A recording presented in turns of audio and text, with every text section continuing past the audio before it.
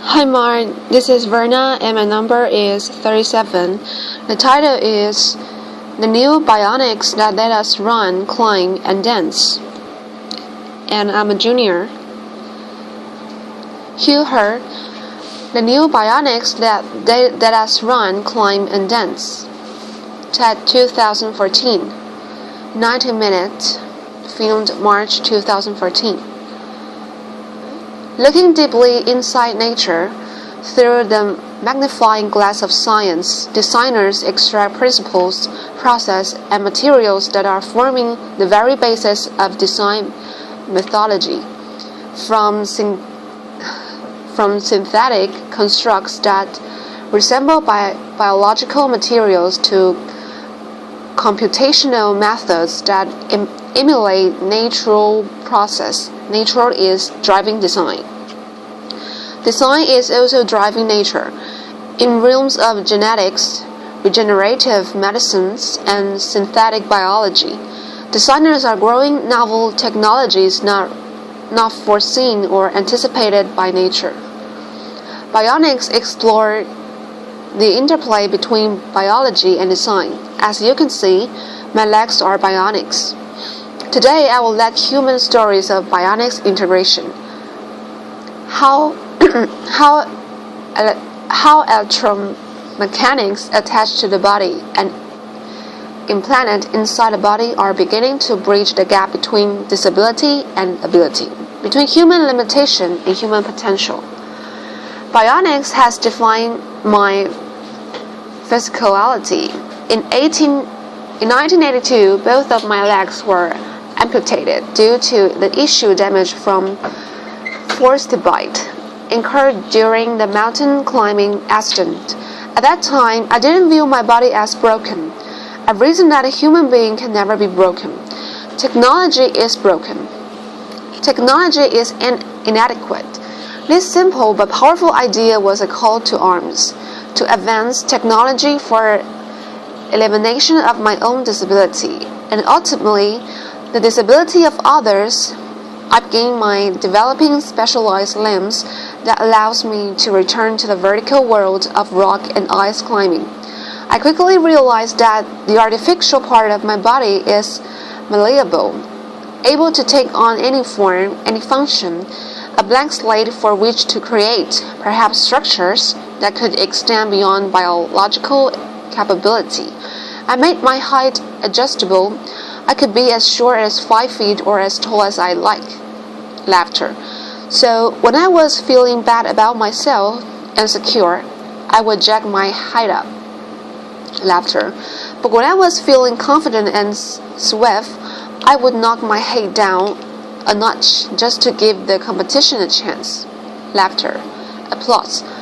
Narrow-edged feet allowed me to climb steep rock fissures where the human foot cannot penetrate, and spiked feet enabled me to climb vertical ice walls without ever experiencing muscle leg fatigue. Through technological innovation, I returned to my sport stronger and better. Technology had eliminated my disability and allowed me a new climbing prowess. As a young man, I imagined a future world where technology so advanced could rid the world of disability, a world in which neutral implants would allow the visually impaired to see, a world in which the paralyzed could walk via body exoskeletons. Sadly, because of the deficiencies in technology, disabilities in rampant in the world. The gentleman is missing 3 limbs as a testimony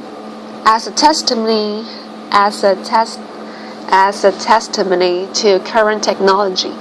He is out of the wheelchair, but we need to do better job in bionics to allow one day full rehabilitation for a person with this level of injury.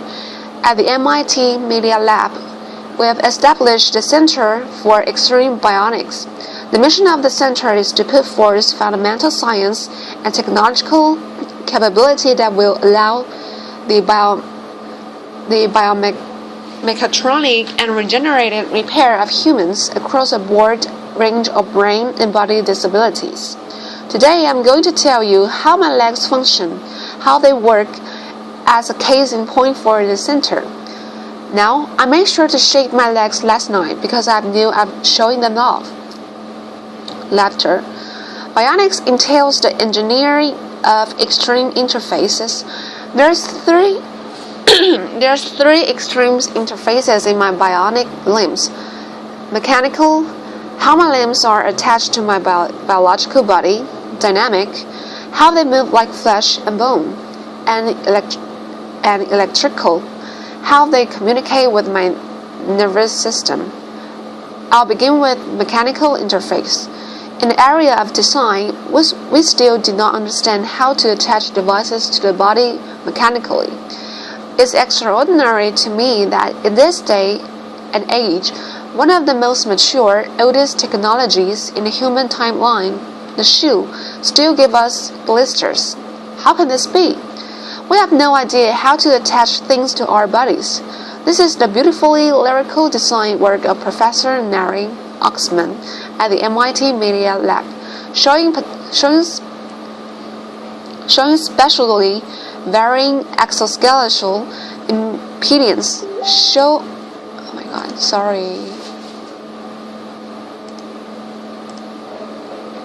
Show here by color variation in this 3D printed model. Imagine a future where clothing is stiff and soft where you need it. When you need it for optimal support and flexibility without ever causing discomfort. My bionic limbs are attached to my biological body via synthetic skins and stiffness variations that mirror my underlying tissue biomechanics. To achieve that mirroring, we first developed a mathematical model of my biological limb. To that end, we used imaging tools such as MRI to look inside my body to figure out the geometries and locations of various tissues. We also took robotic tools. Here's a 14 actuator circle that goes around the biological limb. The actuators come in, find the surface of a limb, measure its unloaded shape, and then they push on the tissue to measure tissue compliance at each anatomical point. We combine these imaging and robotic data to build a mathematical description of my biological limb shown on the left. You see a bunch of points or knots. At each knot, there is a color that represents tissue and tissue compliance. We then do a mathematical transformation to the design of the synthetic skin shown on the right, and we've discovered optimality is where the body is stiff, the synthetic skin should be soft. Where the body is soft, the synthetic skin is stiff. And this mirroring occurs across all tissue compliance. With this framework, we have produced bionic limbs that are most comfortable limbs I've ever worn.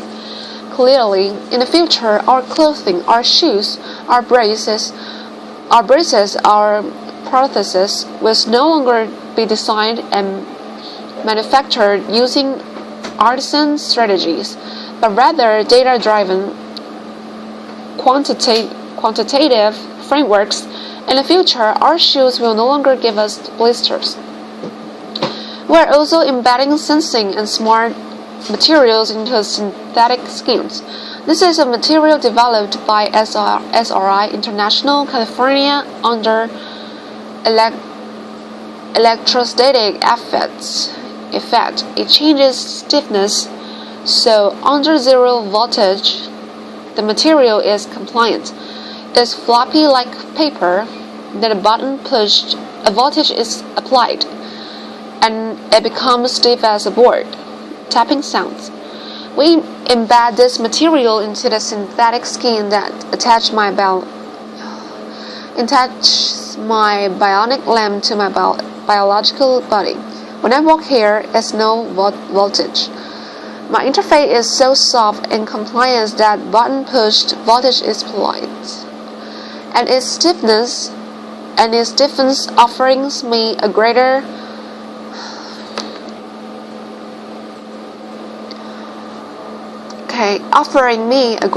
maneuverability over the bionic limb. We're also building exoskeletons. This exoskeleton becomes stiff and soft in just the right areas of the running cycle to protect the biological joints from high impacts and degradation. In the future, we'll all be wearing exoskeletons in common activities such as running. Next, dynamic interface. How do my bionic limbs move like flesh and bones? At my MIT lab, we study how humans with normal physiologies stand, walk, and run. What are the muscles doing, and how are they controlled by the spinal cord? This basic science motivates what we build. We're building bionic ankles, knees, and hips. We're building body parts from the ground up. The bionic limbs that I'm wearing are called bioarms. They have been fitted to nearly 1,000 patients, 400 of which have been wounded U.S. soldiers. How does it work? At Hugh strikes under computer control, the system controls stiffness to attenuate the shock of the limb hitting the ground. Then at distance, the bionic limbs output high torques and powers to lift the person into the walking stride, comparable to how muscles work in the calf region. This bionic propulsion is very important clinically to patients. So on the left, you see the bionic device worn by a lady. On the right, a passive device worn by the same lady.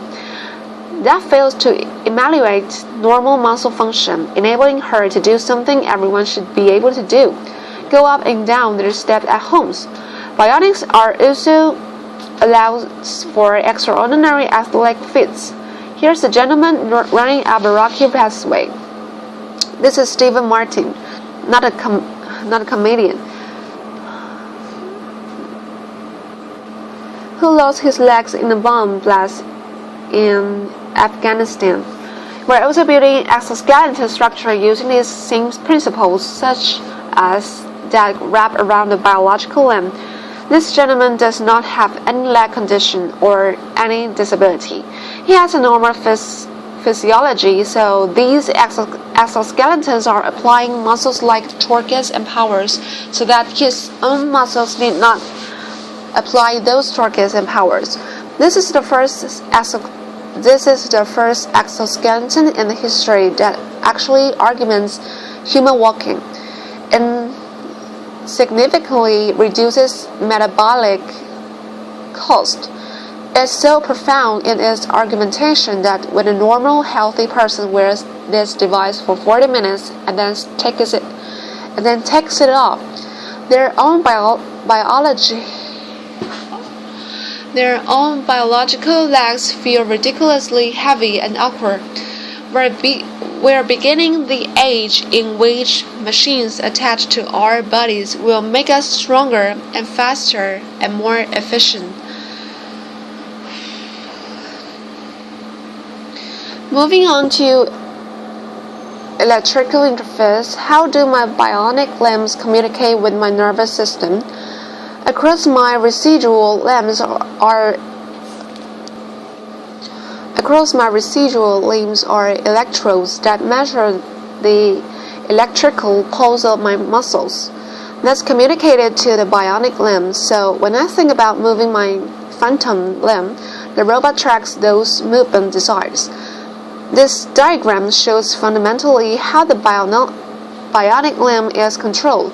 So we model the missing biological limb, and we've discovered what reflexes occurred, how the reflexes of the spinal cord are controlling the muscles, and that capability is embedded in the chips of the bionic limbs. What we have done then is we modulate the sensitivity of the reflex, the modeled spinal reflex, with a neutral signal. So when I relax my muscle in my residual limb, I get very little torque and power.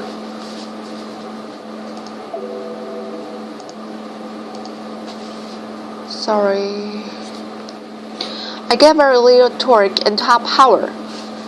But the more I fire my muscles, the more torque I get, and I can ever run. And I can even run. And that was the first demonstration of the running gait under a neutral command. Feels great. Applause.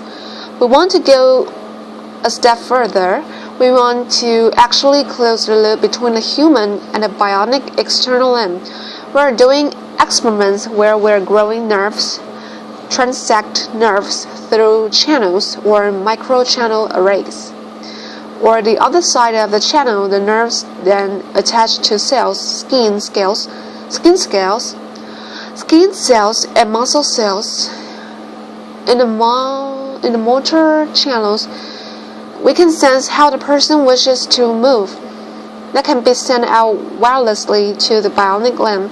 Then, sensory information on a bionic limb can be converted to stimulations in adjacent channels, sensory channels. So when this is fully developed and for human use, persons like myself will not only have synthetic limbs that move like flesh and bones, but actually feel like flesh and bone.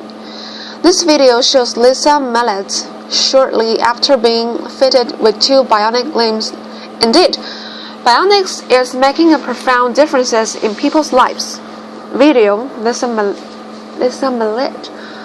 Oh my God. LM. Oh my God, I can't believe it. Video, laughter. LM. It's just like I've got a real leg. Woman, now don't start running. Man, now turn around and do the same thing walking up. But get on your heel to toe like you would normally just walk on level ground. Try to walk right up the hill. Oh my God, man, is it pushing you up? LM, yes, I can't even describe it. Man, it's pushing you right up. Hugh, next week I'm visiting the center. Thank you. Applause. Thank you. Next week I'm visiting the Center for Medicare and Medicaid Service, and I'm going to try to convince CMS to grant appropriate code, language, and pricing, so this technology can be made available to the patients and that need it. Applause. Thank you. Applause. It's not well appreciated, but over half of the world population suffers more in some form of cognitive, emotional, sensory, or motor condition that because of the poor technology, too often, condition result in disability and a poor quality of life. Basic levels of physiological function should be a part of our human rights.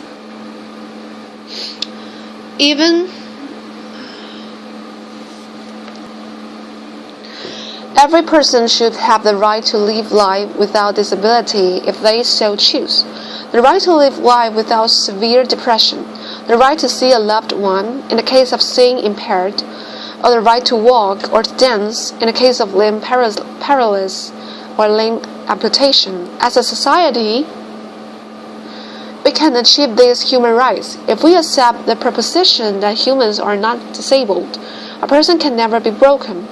We're built environments, our technologies are broken and disabled, where the people need not accept our limitation, but can transcend disability through technological innovation. Indeed, through fundamental advance in bionics in this century, we will set a technological foundation for an enhanced human experience, and we will end disability. I'd like to finish up with one more story, a beautiful story, the story of Adriana Haslett Davis. Adriana lost her left leg in the Boston terrorist attack. I met Adriana when this photo was taken at Spaulding Rehabilitation Hospital. Adriana is a dancer, a ballroom dancer. Adriana breathes and lives dance. It is her expression, it is her art form. heartthrob. Naturally, when she lost her lamb in Boston Terrier's attack, she wanted to return to the dance floor. After meeting her and driving home in my car, I thought, I am an MIT professor. I have resources. Let's build her bionic lamb to enable her to go back to her life of dance. I brought in MIT scientists with expertise in prosthetics, robotic, machine learning, and biomechanics. And over a 200-day research period, we studied dance. We brought in dancers with biological limbs, and we studied how they move, what forces they apply on the dance floor. And we took those data and we put forth fundamental principles of dances, reflexive dances capability, and we embedded that intelligence into the bionic limb. Bionic is not only about making people stronger and faster. Our expression or our humanity can be embedded into electromechanics. It was 3.5 seconds between the bomb blast and the Boston terrorist attack. In 3.5 seconds, the criminal and coward took adrenaline off the dance floor. In 200 days, we put her back. We will not be intimidated, brought down, diminished, conquered, or stopped by acts of violence. Applause. Ladies and gentlemen, please allow me to introduce Adriana Haslett Davis. Her first performance since the attack. She's dancing with Christian Leiter. Applause. Music. Ring My Bell. Performed by Erica Iglesias. Applause. Ladies and gentlemen, members of the research team, Elliot Rose and Nathan Vilagari Kareski. Elliot and Nathan. Applause.